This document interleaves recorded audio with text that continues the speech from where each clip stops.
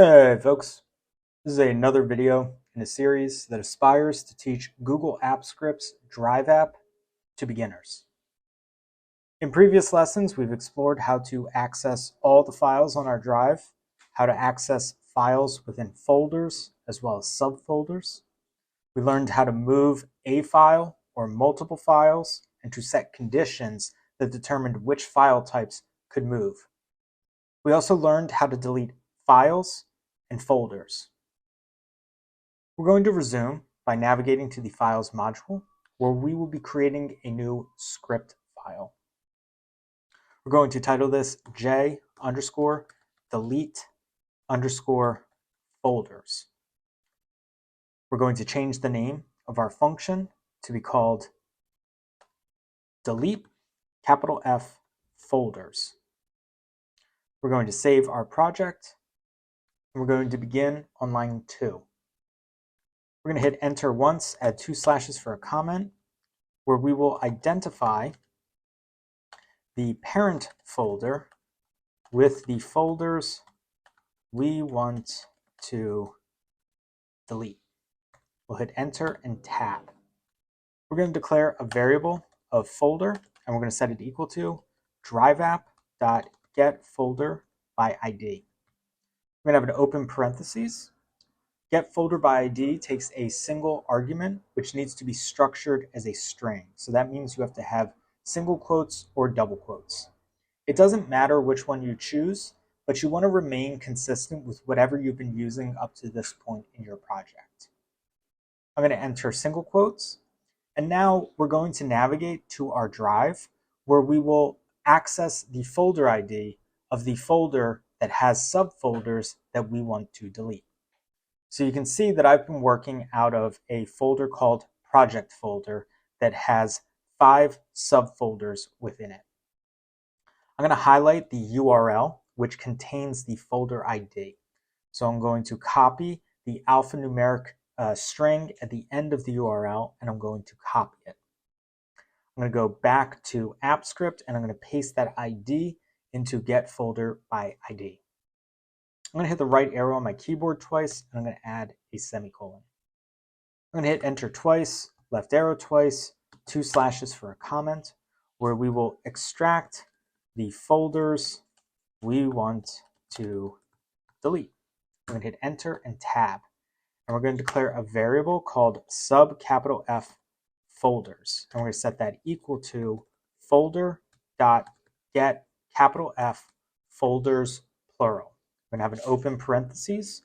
We are not going to pass any arguments to this, so we're going to hit the right arrow, and we're going to add a semicolon.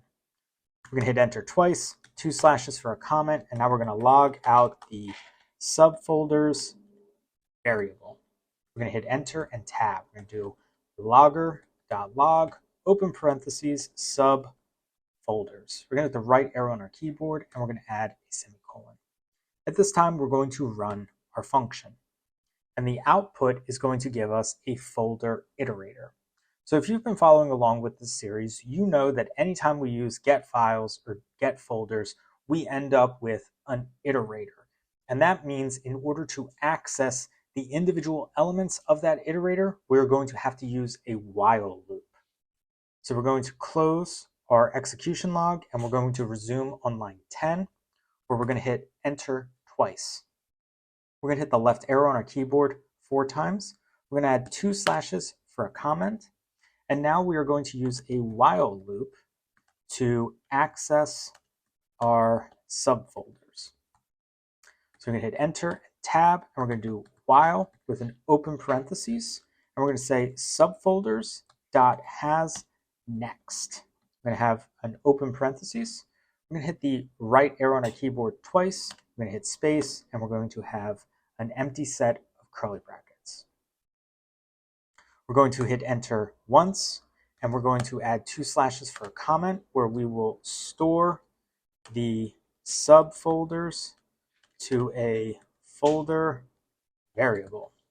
So we're going to hit enter and tab, and we're going to declare a variable called folder, and we'll set that equal to subfolders.next with an open parentheses. We're going to hit the right arrow on our keyboard, and we're going to add a semicolon.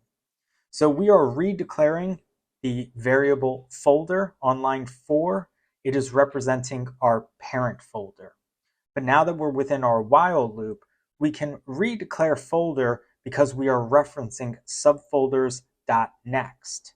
However, that means from this point forward, when we use the word folder, we are no longer referencing our parent folder.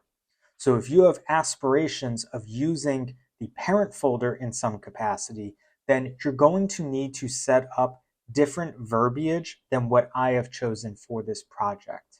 So a suggestion that I would make to you is instead of line 4 being called folder, you could call it folder parent or parent folder, which would clearly define it as the source where these subfolders are coming from. I have no aspirations of using the parent folder anymore now that I've accessed the subfolders that I want to delete. So I am going to resume from line 15, where I'm going to hit enter once. I'm going to add 2 slashes for a comment, and I am going to log out the new folder variable from line 15. I'm going to hit enter and tab, and I'm going to declare a logger.log statement where I will pass in that folder variable. I'm going to use a semicolon, and I'm going to hit run. So the first output, folder iterator, is coming from our logging on line 10. The next output is coming from line 17. So each time the while loop runs, we are accessing another element of the subfolders variable coming to the console log via the folder variable on line 15. So you're seeing that the folders that we are now accessing via the folder variable are folder to delete, new folder, and 3 subfolders. So when I go back to my project folder, which is my parent folder, you see that we have those 5 subfolders in here. So we have an indication that we are successfully targeting the folders that we want to delete. So what I'm going to do now is just start deleting these folders. So I'm going to go to line 17. I'm going to hit enter. I'm going to add 2 slashes for a comment, and I am going to move the folders to the trash. I'm going to hit enter and tab, and I am going to reference folder.get capital ID, open parentheses. And you know what? I don't even think I have to do that. I think we can just do folder.set capital T trashed, and we'll have an open parentheses here. Set trashed is a Boolean value. So if it is set to true, then the folder is going to be moved to the trash. If it is set to false, then something that is in the trash will be moved back to your drive.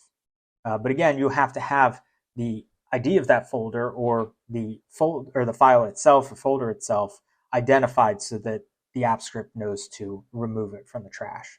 So if you're trying to do this from trash, you need to access the ID from the trash or the name of the file from the trash. So we're going to try and do the name here, and if it doesn't work, then we'll use the ID.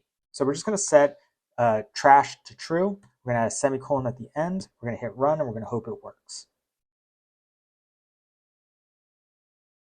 Cool. So our script successfully compiled. So I'm going to close my console log, and I'm going to return to my project folder. And now you can see that there's nothing in there. So we have successfully identified all of the folders in our parent folder, and we have moved them to the trash. And thus we have an empty folder that we can now work with. I hope you found this video helpful. If you'd like to continue following along with this series, please check out the playlist linked in the description.